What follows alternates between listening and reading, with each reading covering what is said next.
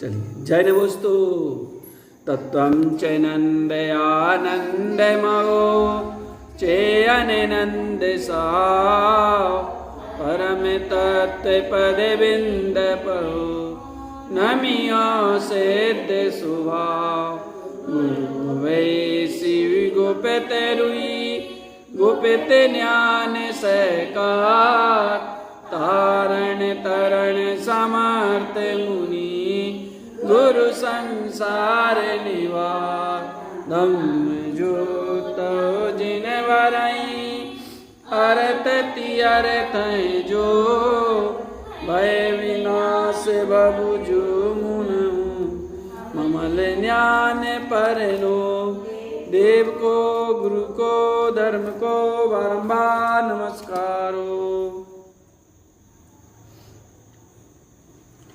ओम नमः सिद्धम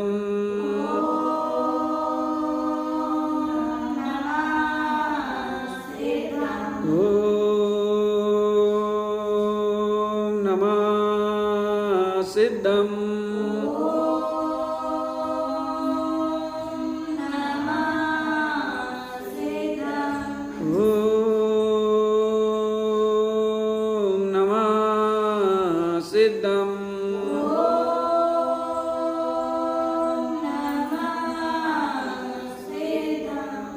अपानं शुद्धपानं परमप्पा विमल निर्मलं स्वरूपं सिद्धस्वरूपं पेचदि नमाम्यहं परम देव देवस्य।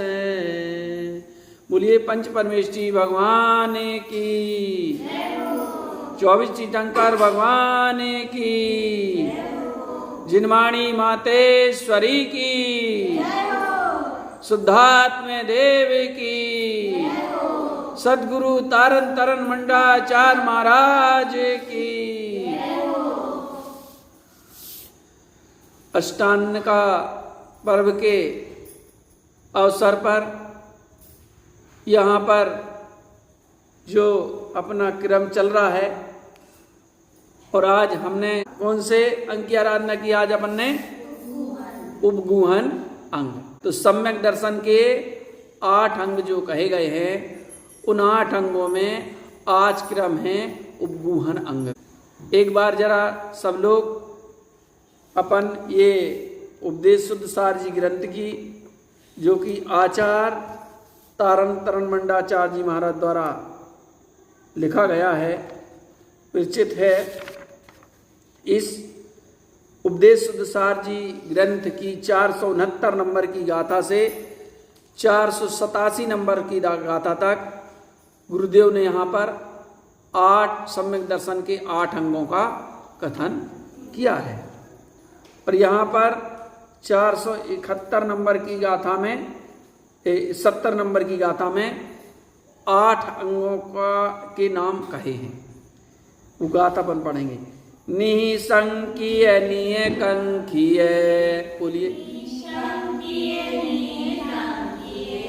निविदिगिंचा अमूढ़ दिट्ठियो,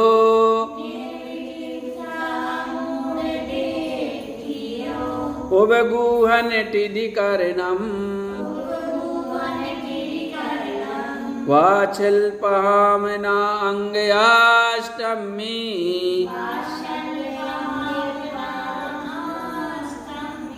अंगष्टमी है ना। तो निसंकीय मतलब निसंकित, निकंकीय मतलब निकांक्षित, निविदिगिंसा मतलब निर्चिकित्सा है ना। निसंकीय निकंकीय निविदिगिंसा अमूढ़ दिट्ठियो, अमूढ़ दिट्ठी मतलब अमूढ़ दृष्टि। उपगूहन तो उपगूहन, ठिदी करना मतलब स्थितिकरण, वात्सल मतलब वात्सल्य, भावना मतलब प्रभावना। ये 8 अंग हैं। निसंकेत, निकांक्षित, निर्विचिकित्सा, अमूढ़ दृष्टि, उपगूहन, स्थितिकरण, वात्सल्य और प्रभावना। इसके उल्टे 8 दोष हैं जो कि मिथ्या दृष्टि को होते हैं। ये सम्यक दृष्टि को होते हैं अंग, मिथ्या दृष्टि को दोष होते हैं। वे दोष हैं शंका, कांक्षा, विचिकित्सा, मूढ़ दृष्टि, अनुपगुहन, अस्थितीकरण, अवात्सल्य और अप्रभावना। ये किसको होते हैं? ये मिथ्या दृष्टि को होते हैं। सम्यक दृष्टि को ये 8 अंग होते हैं। तो आज उपगुहन अंग, उपगुहन अंग का मतलब होता है कि दूसरे के दोषों को ढकना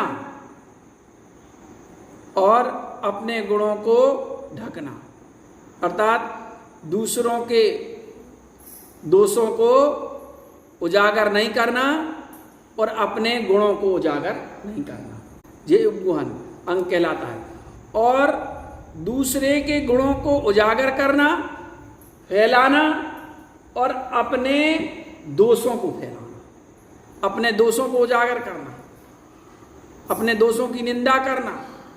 यद्यपि ऐसा भी कहा है ग्रंथों में कि अपनी कमी, अपने दोष भी हर किसी के सामने बखान नहीं करना चाहिए। करना तो चाहिए लेकिन हर किसी के सामने नहीं करना चाहिए।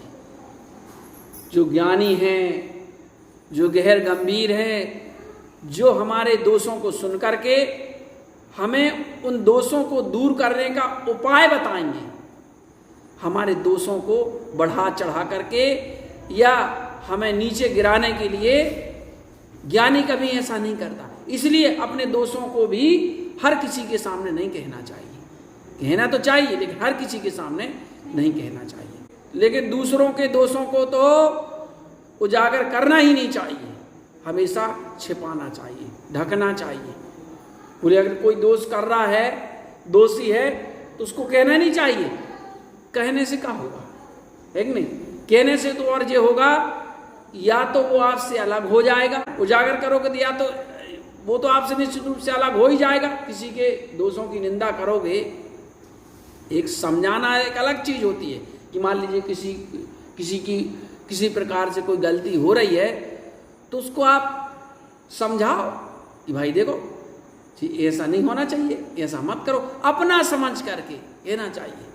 क्योंकि देखो जहां अपनापन होता है ना, सामने वाले को लग रहा है ना कि नहीं जी हमारे हितैषी हैं, अगर ऐसा लग रहा है ना तो फिर अगर आप उसके दोष बता रहे हो ना तो वो आप जो उसके दोष बता रहे हो वो मानेगा, स्वीकार करेगा। लेकिन अगर आप निंदा की दृष्टि से या उसको अपमान करने की दृष्टि से, क्योंकि अभिप्राय मूल होता है ना, अगर कहेंगे ना तो फिर या तो वो आपसे अलग हो जाएगा, है ना, अलग हो जाएगा, और सुधारने की तो बात ही नहीं है, उसको ठीक होने की तो बात ही नहीं है ना। ये बात कही। तो ज्ञानी जो होते हैं दूसरे के पहाड़ सरी के दोष भी, पहाड़ जैसे दोष भी, और उसको राई की दाना के बराबर कम कर देते हैं, कम करके आंकते हैं। पहाड़ जैसे दोषों को भी राई की दाना की तरह देखते हैं, है ना। और दूसरे के गुणों को पहाड़ जैसे, राई जैसे गुणों को पहाड़ जैसे उजागर करते हैं, फैलाते हैं। बोले ऐसा क्यों?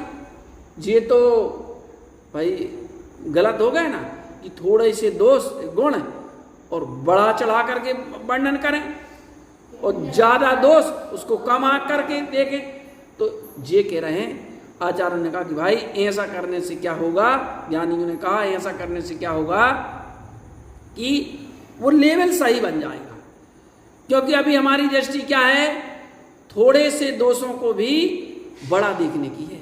मान लो थोड़ी सी कमी है किसी में, लेकिन थोड़ी सी कोई गलती कर रहा है उसको बड़ा, अगर मान लीजिए कोई थोड़ी सी किसी ने गलती कर दिया ना तो अपन को नहीं जी नहीं, अरे यार जे इसने ये गलती की है जिसकी और ज्यादा गलती होगी, इतना नहीं, और उसको बढ़ा चला करके देखेंगे। मान लीजिए किसी ने आपके 10 रुपए चुरा लिए, एक उदाहरण, 10 रुपए आपके चुरा लिए किसी ने, तो हो सकता किसी परिस्थिति बस हो सकता चुराया हो वो, क्या उसकी परिस्थिति भी हो सकती है, कुछ बहुत ही ऐसी परिस्थितियों वाले होते हैं, मजबूरी में हो सकता चुराया हो। तो वो 10 रुपया चुराया हो तो अब आप उसको क्या मान लो, अरे ये 10 रुपया नहीं, ये तो हमारा पहले से भी पैसा चुराता रहा होगा, या उसने और ज्यादा चुराया होगा। ये ज्ञानी ये नहीं करते। ज्ञानी जी सोचते कि चलो भाई देखो, एक बार क्या हुआ, एक व्यक्ति था, वो बहुत गरीब था, उसकी एक माँ थी, बस माँ था और वो था, बहुत गरीब था। देखो उदारता कैसी होती है। तो एक बार, अब उसके यहाँ तो कुछ ऐसा था नहीं, उसके यहाँ चोर घुस गया। अब उसको क्या पता चोर को कि कौन किसके यहाँ कितना क्या क्या है। चोर घुस गया उसके यहाँ।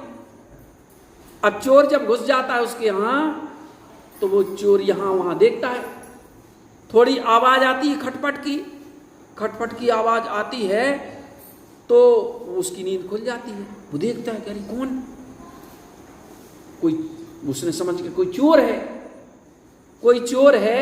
तो वो छुप करके देख रहा है। देखो उसको खुशी हो रही है कि चलो कोई घुसा तो मेरे यहाँ, बताओ। छुप करके वो देख रहा है कि देखूं क्या ले रहा है। अब वो यहाँ देखे वहां देखे, कुछ उसको मिला ही नहीं। अब जब वो कुछ तो मिले उसको, है ना, तो वो कुछ सामान लेकर, कुछ पैसे, थोड़ा 2-4 10 रुपया जैसा जो कुछ, उसके उस जो चाय बनाने की जो वो रहती ना, क्या कहते हैं उसको, गंजी, उसमें रखे थे और नीचे दबे हुए थे। तो सोचे इसको कैसे बता दूं मैं कि वहां रखे हैं, तुम ले लो, वो पैसे वहां रखे हैं, तुम ले लो। अब क्या किया जाए। तो देखो उसने ऐसे पत्थर फेंका और उसने ऐसा एक आवाज करके उसको मैं ना दिखूं और उसको पता चल जाए कि उस गंजी के नीचे रखा, देखो पैसा, ऐसा उसने कहा। तो वो तो अब चोर है, समझा नहीं। उसने उस गंजी उठाई और वो 10 रुपए लिया, या जितना भी 10 का सिक्का, 5 का सिक्का, जो कुछ भी रहा हो, उसने लिया और चला गया। कुछ नहीं मिला, चला गया। और इसके बाद जब वो चोर चला गया तो वो दरवाजे पे जाता है और भगवान हाथ जोड़ता है भगवान से, हे भगवान, आज वो घुसा, इतनी मेहनत उसने की और बताओ उसको कुछ नहीं मिला। हे भगवान, अगर आज मेरे पास ये चंद्रमा भी होता ना तो मैं उसको दे देता। बताओ कितना उदार चित्त वाला व्यक्ति था। ये चंद्रमा भी होता तो मैं उसको दे देता। कैसी भावना उसकी, है ना। तो ज्ञानी ऐसे होते हैं। बताओ, वो चोरी करने घुसा है, लेकिन चोर को वो ये भावना भरा कि अगर ये भी होता तो मैं उसको दे देता। देखो यही तो बात है ना, कि समझने वाली बात है कि आखिर हो सकता कुछ मजबूरी बस वो चोरी कर रहा हो। तो उसने क्या कर लिया बताओ, उसने तो उसको गुण समझ लिया, और उसने तो गुण ग्रहण कर लिया कि भाई इसकी कुछ मजबूरी होगी, इसकी कुछ परिस्थिति होगी, और बगैर मजबूरी के, बगैर परिस्थिति के कौन चुराता। हाँ, कुछ ऐसे लोग भी हैं कि उनकी कोई मजबूरी नहीं रहती, कोई परिस्थिति नहीं रहती, फिर भी चोरी करने की उनकी आदत है, वो एक अलग बात है। लेकिन अधिकांशतः लोग परिस्थिति बस या मजबूरी बस ही चोरी आदि का कार्य करते हैं। ऐसा ही तो वो उदाहरण है ना जिनेंद्र भक्त सेठ का। बताओ, वो जिनेंद्र भक्त थे, नाम ही उनको जिनेंद्र भक्त थे, सेठ थे। वो सम्यक दृष्टि थे, सम्यक दृष्टि के गुण हैं जे, निसंकित, निकांचन, निर्विचिकित्सा, गुहन, वात्सल्य, प्रभावना, स्थितिकरण, ये सम्यक दृष्टि के हैं। यानी किसी से गलती भी हो रही है तो उन गलतियों को उजागर नहीं करता, ये सम्यक दृष्टि के गुण हैं। अब देखो अब देख लो, आप इस समाज में भी देख लो, या देख लो आप कि थोड़ी सी किसी की गलती दिखे नहीं, हुई नहीं, कि वो देखते ही रहते कि कब गलती होए और हम उजागर करें, हम फैलाएं। जी बताओ, इनको अपन सम्यक दृष्टि कहेंगे? ये सम्यक दृष्टि के गुण हैं। वो तो गलतियों को और छिपाता है कि भाई नहीं, इनकी कुछ बदनामी ना हो, है ना। और कह दो धर्म के मार्ग पर जो चलते हैं हो जाता है, क्योंकि कर्म किसी को नहीं छोड़ते। कभी चरित मोहिनी कर्म का उदय आ गया, या कोई ऐसा कर्म का उदय आ गया, या कुछ आसक्ति के कारण, या कुछ परिस्थिति के कारण, कुछ मजबूरी के कारण, अगर मान लीजिए कोई धर्म से चिग रहा है, डिग रहा है, तो उसको हमें क्या करना चाहिए। आचार्यों ने कहा है ग्रंथों में कि भाई जो ज्ञानी हैं, जो धर्म के मार्ग पर चल रहे हैं, तो उनकी तो संभाल कैसी करना चाहिए? जैसे जो आंख होती है ना, तो आंख की संभाल जैसे पलक करती है, ऐसे उनकी संभाल करना चाहिए, है कि नहीं? क्योंकि परिणामों की बड़ी विचित्रता है, परिणामों की बड़ी विचित्रता है, तो उनकी संभाल ऐसे करना चाहिए। जो ज्ञानी हैं, जो धर्म के मार्ग पर चल रहे हैं, तो उनकी संभाल ऐसा करना चाहिए। हो जाता है कर्म के बाद, लेकिन कुछ लोग ऐसे होते हैं कि वो तो देखते ही रहते हैं कि कब हमें कुछ कमी दिखे, गलती दिखे, और हम जो है दूसरों प्रचारित करें, निंदा करें। ये बात है, ज्ञानी ऐसा कभी नहीं करता। ज्ञानी तो दूसरों की गलती को और छिपाता है ना? छिपाने से क्या होगा? उसमें हो सकता वो, जैसे जिनेन्द्र भक्त सेठ की अभी बात आई थी ना, तो जिनेन्द्र भक्त सेठ था, वो जो है वह गुहनंग के में प्रसिद्ध हुआ कि क्या था कि भाई वो अपने, उसका महल था, महल के ऊपर उसने एक चैत्यालय बना रखा था, वहां पूजा करता था और प्रभु की भक्ति आराधना किया करता था। और अपने उस चैत्यालय में उसने एक बहुत हीरे जवाहरात से जड़ा हुआ बहुत सुंदर बेशकीमती छत्र जो है लगा रखा था उस चैत्यालय में। भक्ति थी, है ना, लगा रखा था। और एक कोई चोर था, तो उसके मन में लोभ आ गया कि वो छत्र चुराना है, वो छत्र चुराना है। बोले भाई, किसी से कहा उसने, तो उसने कहा भाई वहां तो राजा से भी और इंद्र से भी ज्यादा पहरा वहां सेठ के यहां है, पहरेदारों का। वो छत्र तुम कैसे चुरा पाओगे? अरे बोले मैं तो चुरा लूंगा। वो वास्तव में बहुत अपन ये कहें कि बहुत उत्कृष्ट चोर रहा होगा, उत्कृष्ट है कि नहीं। तो उसने क्या किया? उसने युक्ति सोची। युक्ति क्या सोची? उसने सोची कैसे उस छत्र को चुराया जा सकता है। तो वो उसने छुल्लक का भेष बनाया। देखो, उसने छुल्लक जानते ना?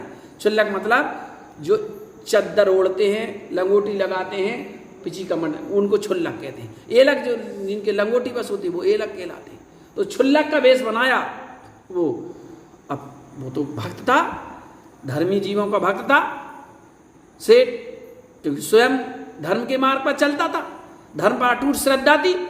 इसलिए जो श्रद्धावान होगा, जो सच्चा श्रावक होगा, धर्मायतनों से, धर्मी जीवों से उसका बड़ा स्नेह। अपन पढ़ते ना मेरी भावना कि गुणी जनों को देख हृदय में मेरे प्रेम उमड़ आवे। कि देखो ये धर्म के मार्ग पर चल रहे हैं, ये अपना जीवन सार्थक कर रहे हैं, बताओ, है नहीं? हे भगवान, मैं भी ऐसे ही धर्म के मार्ग पर चलूं। बड़ी भक्ति थी, तो वो आया छुल्लक का भेष बना करके बहरूपिया बन गया, है ना।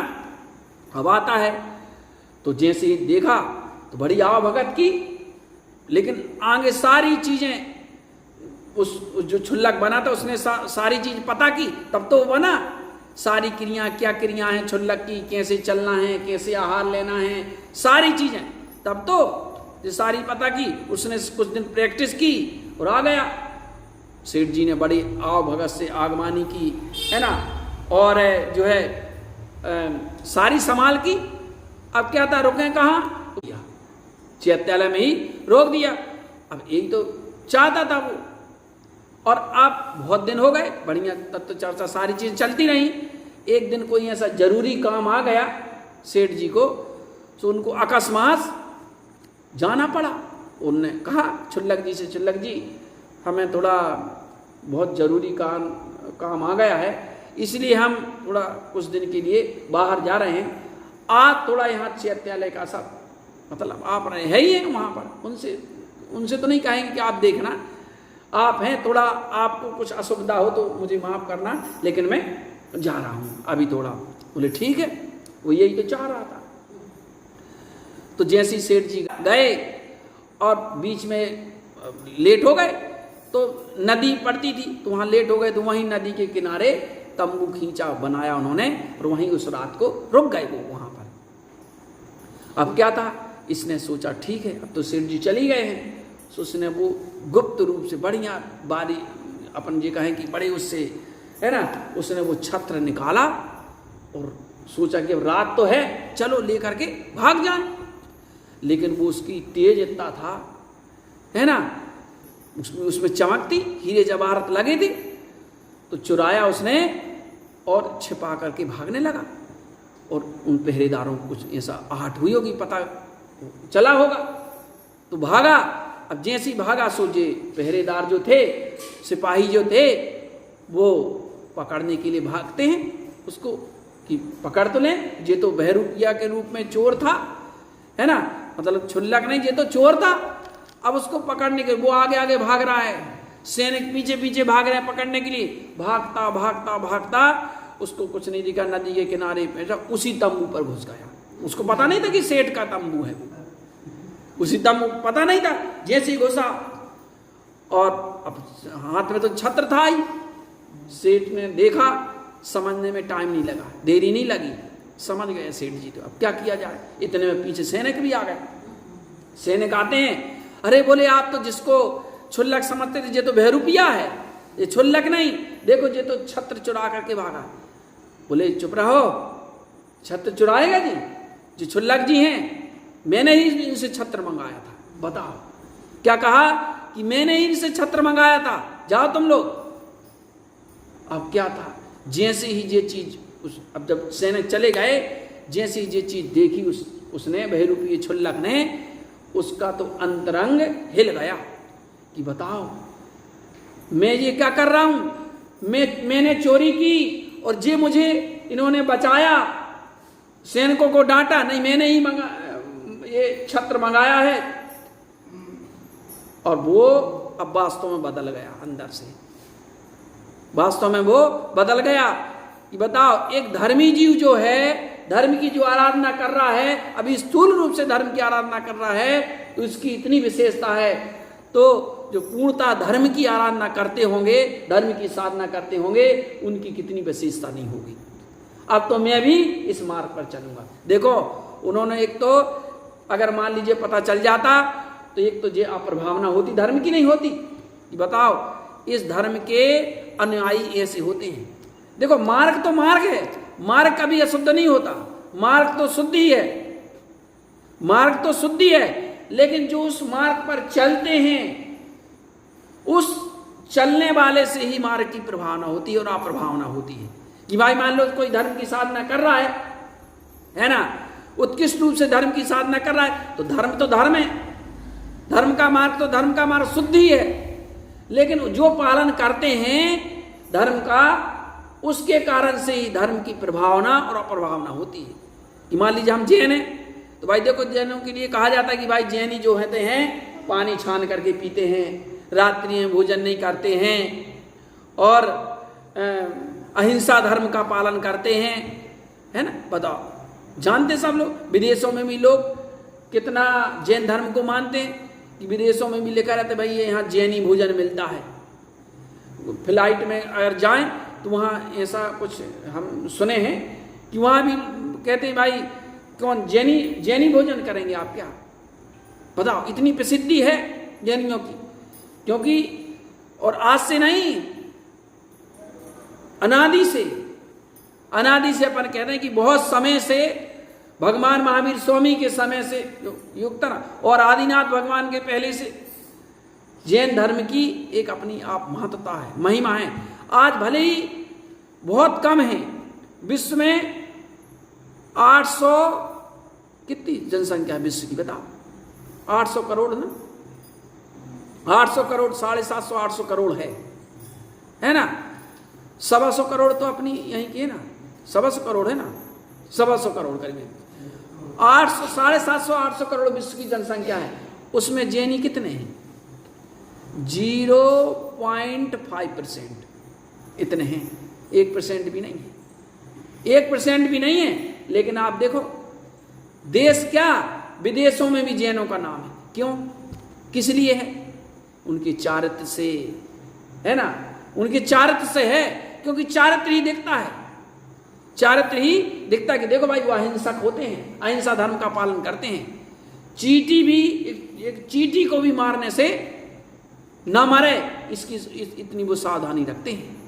लेकिन कायर नहीं है, ये मत समझिए कि कायर है जैनी, कायर नहीं है जैनी। देखो सेठ उनका आता है ना, अमरचंद जी दीवान का आपने सुना होगा, सेठ अमरचंद जी दीवान। किसी ने ईर्ष्यावशात और जो है राजा से कह दिया कि देखो ये जैनी चींटी को मारने से तो डरते हैं, और राजन ये अपने राज्य की क्या रक्षा करेंगे, ये अपने राज्य की क्या रक्षा करेंगे बताओ, चींटी मारने से डरते हैं। राजा को बात तो जम गई। तो उस दिन राजा ने कहा कि अमरचंद दीवान जी से कि अमरचंद जी मुझे थोड़ा जरूरी काम आ गया है, मैं जा रहा हूं, तुम जो है तुम ही को ही देखना है जी, सारा हिसाब किताब और सारी चीज तुम ही को देखना है, और शेरों को भी भोजन आपको करवाना है। सिंह भी थे राजा के, पहले राजा लोगों के रहते थे, पालते थे, सिंह हैं तो उनको भी भोजन तुमको कराना है। तो अमरचंद जी दीवान ने कहा ठीक है बिल्कुल करेंगे, कायर नहीं है वो, है ना, ठीक है। अब राजा चला गया। अब सारी चीजें तो संभाली उन्होंने, अब शेर को भी तो भोजन कराना है, ऐसा तो नहीं शेरों को भी भोजन करवाए, सबको एक व्यवस्था है। तो अब क्या किया जाए, अब शेर मतलब क्या खाएंगे, वो तो मांस भक्षी है, हाँ वो तो मांस भक्षी है। तो अब उनने कहा क्या किया जाए, सो उनने जलेबी बनवाई और कहा रख दी, ले जा करके रख दी। अब जलेबी बताओ, शेर जलेबी खाएगा, सामने जलेबी रखी है, वो खड़े है शेर। अब बोले क्या जवाब दूंगा मैं राजा को, कि भाई कह के गए कि भाई शेर को भोजन कराना है, मैं जवाब क्या दूंगा। बोले सिंहराज मैं तो तुमको यही खिला सकता हूं, मैं तो तुमको यही खिला सकता हूं, मांस में नहीं खिला सकता, क्योंकि मैं जैन हूं, मैं मांस नहीं खिला सकता। अगर तुम्हें खाना हो तो जलेबी खा लो, और अगर नहीं खाना हो तो पिंजड़ा खुलवाया, पिंजड़ा खोल करके और गए और शेर के सामने लेट गए। अगर जे नहीं खाना है तो तुम मुझे खा लो, लेकिन किसी जीव को मार करके मांस उसका नहीं खिलाऊंगा। बताओ, कहना बहुत सरल है, अपन को ऐसा लगता है कहने में बहुत सरल, क्या मुंह से तो कहना है, लेकिन उसको क्रिया रूप में परिणत करना कितनी बड़ी चीज है। शेर को देख करके ही बताओ क्या स्थिति होती है। एक छोटा सा कुत्ते को देख करके तो घबरा जाते हैं, और शेर की बात है ना। बताओ, लेट गए, बोले तुम्हें अगर ये नहीं खाना है तो मुझे खा लो, मैं तुम्हें तो भोजन दूंगा, लेकिन मैं किसी जीव को मार करके तुम्हें मांस नहीं खिला सकता। वो कहते हैं उस अहिंसा का इतना प्रभाव, धर्मी जीवों का इतना प्रभाव होता है, पता नहीं चलता। जो धर्म की आराधना करते हैं, साधना करते हैं, हमें पता नहीं चलता, लेकिन एक दृढ़ता पूर्वक अगर धर्म का पालन करते हैं, श्रद्धा पूर्वक धर्म का पालन करते हैं, तो प्रकृति की शक्तियां भी हमारा सहयोग करती हैं। चुपचाप उन शेरों ने उन जलेबियों को खा लिया, उनको छिया भी नहीं। प्रभाव होता है ऐसा धर्म का, है ना ये बात। तो ज्ञानी जीव जो होते हैं, सम्यक दृष्टि जो ज्ञानी होते हैं, वो गुहन का पालन करते हैं, दूसरे के दोषों को छिपाते हैं। और छिपाने के मतलब ये है कि छिपाने से हो सकता अगला बदल भी जाए, धर्म के मार्ग पर लग भी जाए। और देखो एक और फायदा है उसमें, ये फायदा है कि अगर हम दोषों को नहीं देखते, अगर हम गुणों को देखते हैं, तो हमारे अंदर एक नियम है, हमारे दोषों को ना देख करके अगर हम गुणों को देखते हैं, क्योंकि दुनिया में ऐसा कोई मनुष्य नहीं है कि पूर्णतः अवगुणी हो, है ना, उसमें गुण हो ही ना, दोष ही दोष हो। और ऐसा भी दुनिया में कोई मनुष्य नहीं है, दुनिया में कह रहे हैं, संसार में कह रहे हैं, ऐसा भी कोई संसार में मनुष्य नहीं है जो जिसमें दोष हो ही ना, गुण ही गुण ही हो। ऐसा अगर कोई होगा तो वो भगवान ही है। किसी में गुण होंगे तो कुछ ना कुछ दोष भी होगा, संसार में है ना, और गुण भी होगा। कोई दोषी होगा, लेकिन उसमें एक ना एक गुण तो होगा ही होगा। जी नियम है, पूर्णतः अवगुणी दोषी या पूर्णतः निर्गुणी संसार में कोई नहीं है। सब में गुण भी होते हैं, दोष भी होते हैं, लेकिन हमारी दृष्टि की बात है। जैसी हमारी दृष्टि होती है वैसे हमें देखते हैं। इसलिए आचार्य ने कहा भैया गुण देखने की आदत डालो, क्योंकि दोष तो सब में है, लेकिन तुम गुण देखोगे ना तो तुम्हारे जीवन में गुणों में वृद्धि होगी। जो देखोगे ना उसकी ही तुम्हारे जीवन में वृद्धि होगी। कबीरदास जी ने कहा कि दोष पराये देखकर चला हसंत हसंत, और अपने याद ना भी जिनका आदि ना। जिनका आदि ईसा मसीह थे, तो एक कोई स्त्री थी, तो बड़ी वो दुराचारणी थी, लोग उसकी बड़ी निंदा करते थे। तो उसको लोगों ने कहा कि भाई इसको तो सजा दी जाए। बोले क्या सजा दिया है? बोले इसको तो कोड़ों से मारा जाए, इसको तो कोड़ों से मारा जाए। बोले ठीक है। स्त्री को बुलाया, अब वो तो जो है, और जहां वो गृह था, सजा गृह था, उसको वहां लाया गया और बुलाया गया, लोगों को भी बुलाया गया। पूछा राजा ने कि बोला क्या सजा देने? बोले कोड़ों से मारो। तो बोले ठीक है, कोड़े दे दिए गए सबको। बोले कौन मारेगा? सब लोग मारेंगे। चलो ठीक, सबको कोड़े दे दिए गए। तो यीशु ने कहा कि सुनो, पहला कोड़ा वही मारे, पहला कोड़ा वही मारे जिसने अपने जीवन में कोई दोष ना किया हो। क्या कहा? पहला कोड़ा वही मारे जिसने अपने जीवन में कोई दोष ना किया हो। अब बताओ, सब एक दूसरे के मुंह ताकने लगे, देखने लगे, कह रही ऐसा तो है नहीं है। सबसे दोष गलतियां होती हैं, मनुष्य हैं तो मनुष्य से गलती होगी, है ना, गलती होती भाई, ऐसा हो नहीं कि गलती ना हो। बताओ, यही बात है कि, और हम सबसे बड़ा गुरु कहते हैं ना, अपना आत्मा ही है, अपना आत्मा सबसे बड़ा अंतरात्मा है, सबसे बड़ा गुरु। दूसरा, अगर हमारे दोषों को नहीं भी जाने, लेकिन हम तो अपने दोषों को, सारे दोषों को हम जानते हैं ना। बताओ, तो अपने दोषों को देखना चाहिए, दूसरे के दोषों को देख करके अपने दोषों को देखना चाहिए कि भाई ये दोष कहीं हम में भी तो नहीं है, हम अपने दोषों को दूर करें, हटाएं। इसलिए हमेशा गुणों पर ही दृष्टि देना चाहिए, तो हमारे गुणों में वृद्धि होगी, है ना। और अगर कोई धर्म के मार्ग पर चल रहा है तो उसकी तो, अगर मान लो गलती हो रही है, भूल हो रही है, तो उसकी गलतियों को, उसकी भूलों को तो छिपाना चाहिए, उसे धर्म में स्थिर करना चाहिए, क्योंकि स्थिरता ऐसे ही बनती है। देखो, एक तुम लोगों की पुस्तक में शायद पहले डाकू खड़क सिंह की एक कहानी है ना, अभी भी है क्या? छठवीं क्लास में। हाँ, तो खड़क सिंह था ना, बताओ, खड़क सिंह, उसके पास एक घोड़ा था, एक बाबा जी के पास, बाबा जी के पास था। क्या नाम था बाबा जी? हाँ, सुल्तान। घोड़ा का नाम सुल्तान का बाबा भारती, उनका नाम था बाबा भारती, है ना। तो बाबा भारती के पास एक घोड़ा था, सुल्तान नाम का था, बहुत अच्छा घोड़ा था, बहुत ही अच्छा घोड़ा था उनका, सुल्तान था। और एक डाकू खड़क सिंह था। सो डाकू खड़क सिंह को बाबा भारती का घोड़ा पसंद आ गया।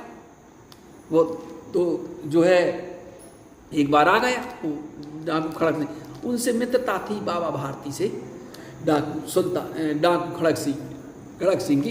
बोले बाबा, मुझे जो तुम्हारा घोड़ा बहुत पसंद है, मुझे ये घोड़ा चाहिए तुम्हारा। बोले खड़क सिंह, ये घोड़ा तो मैं नहीं दे सकता भाई, और तो जो तुमको चाहिए हो तो ले लो, लेकिन ये घोड़ा मैं नहीं दे सकता तुम्हें। बोले नहीं बाबा, मैं तो ये घोड़ा लेके रहूँगा।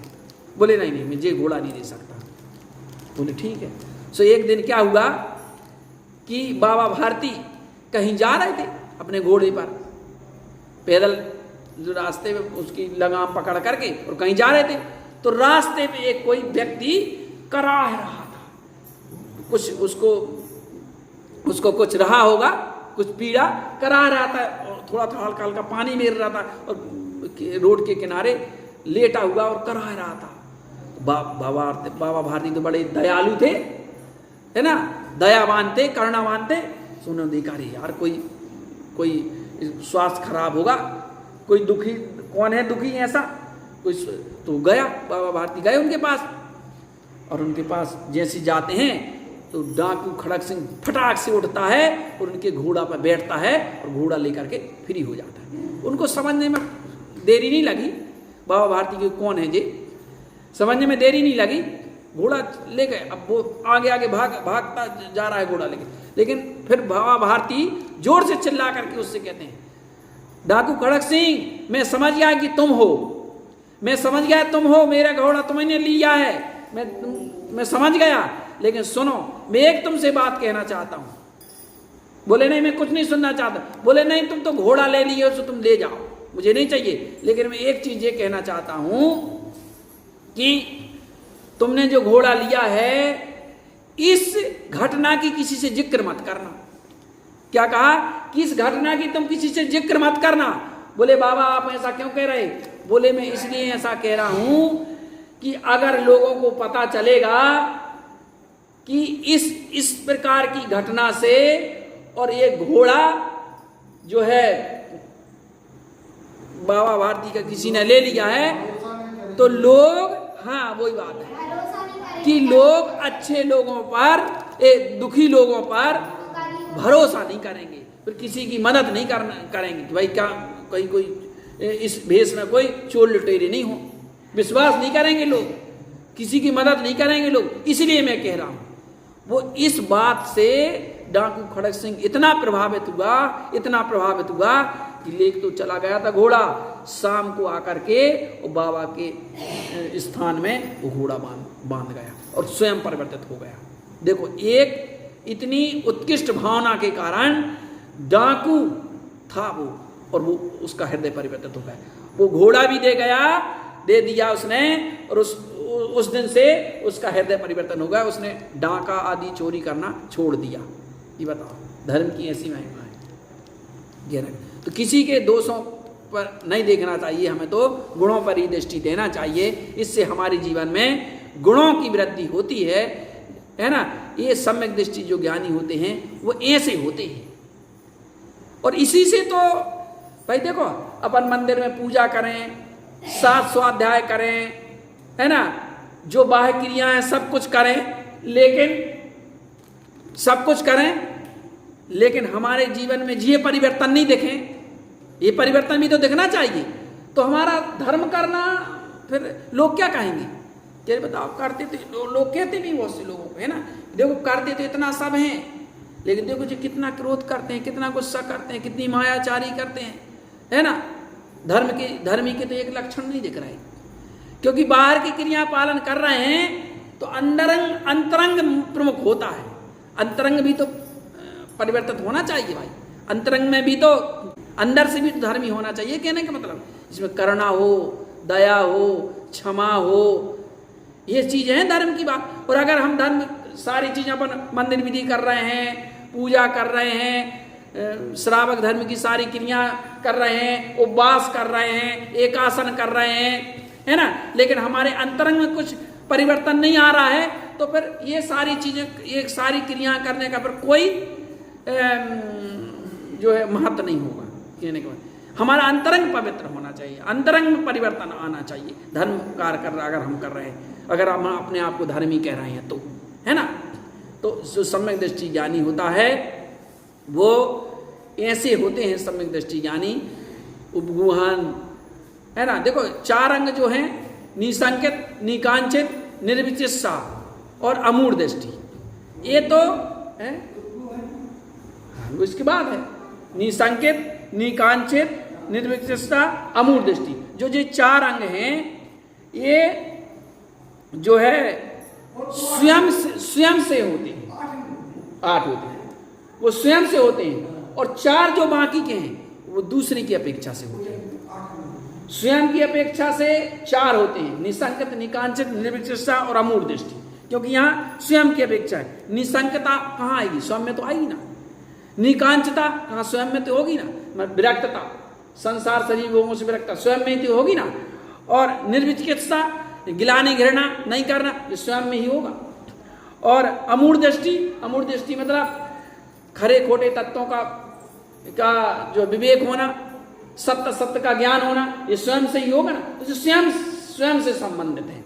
और चार अंग जो हैं वे पर से संबंधित हैं। जैसे उपगूहन, तो भाई उपगूहन मतलब दूसरे के दोषों को नहीं देखना, गुणों को देखना, अपने दूसरे के गुणों को उजागर करना, दूसरों के दोषों को ढकना, अपने गुणों को ढकना और अपने दोषों को उजागर करना, ये पर से संबंध रखते हैं, स्व पर से है इसका उपगूहन का। और स्थितिकरण भी दूसरे से संबंधित है। कोई धर्म के मार्ग से डिग रहा है तो उसको धर्म में स्थित करना, ये स्थितिकरण है। वात्सल्य, तो वात्सल्य का मतलब धर्मी जीवों से विशेष तरह से वात्सल्य करना, धर्मी सो गौ पक्षपीति सम वात्सल्य होना चाहिए। प्रभावना, धर्म की प्रभावना जैसे बने वैसे करना चाहिए, है ना। तो चार अंग स्वयं से प्रकट हैं और चार अंग पर के निमित्त से प्रकट होते हैं। इस प्रकार सम्यक दृष्टि ज्ञानी के ये 8 अंग होते हैं। हमारे जीवन में भी ये अंग आए, जितना हो सके हमें अपने जीवन में भी प्रयास करना चाहिए, सम्यक दर्शन की प्राप्ति करना चाहिए। तो निश्चित रूप से हमारा ये मनुष्य जीवन प्राप्त करना सार्थक होगा। आप हम सभी उस सम्यक दर्शन की प्राप्ति कर उस अनंत स्वभाव की प्राप्ति करें। इसी मंगल भाव के साथ बोलिए श्री गुरु महाराज की जय। जय नमोस्तु। तत्वं च नंदयानंदमयो ज्ञाननंद सह परम तत्व पदमेंद पौ